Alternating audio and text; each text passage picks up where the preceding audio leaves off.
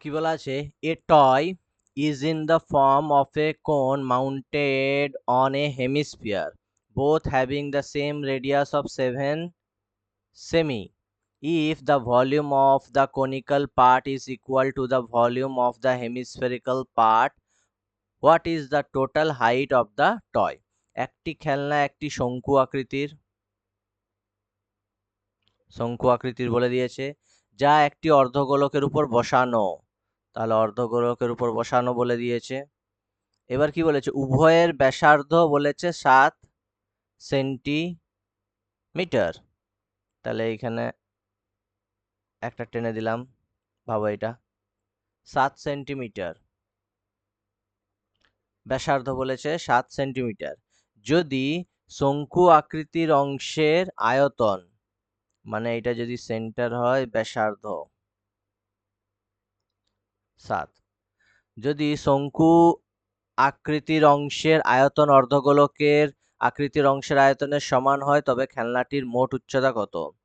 তাহলে কোণের ভলিউম, আয়তন কত আমরা জানি 1/3 পাই আর স্কোয়ার এইচ। আবার কি বলে দিয়েছে, হেমিস্ফেরিক্যাল পার্ট, যেটা তার আয়তনের সমান। তার আয়তনের সূত্র কি, হেমিস্ফিয়ারের 2/3 পাই আর কিউব। তাহলে এখান থেকে কাটো, পাই পাই কেটে গেল, 3 3 কেটে গেল। আর এর ভ্যালু দেখো দুজনেরই বলে দিয়েছে 7, তাহলে 7 square H equals to 2 into 7 এর কিউব। তাহলে এইচ ইকুয়ালস টু কত, এখানে 7 স্কোয়ার কেটে 7, এইচ ইকুয়ালস টু 14 বেরোলো। মানে এই কোণের এইটা বেরোলো তোমার কত।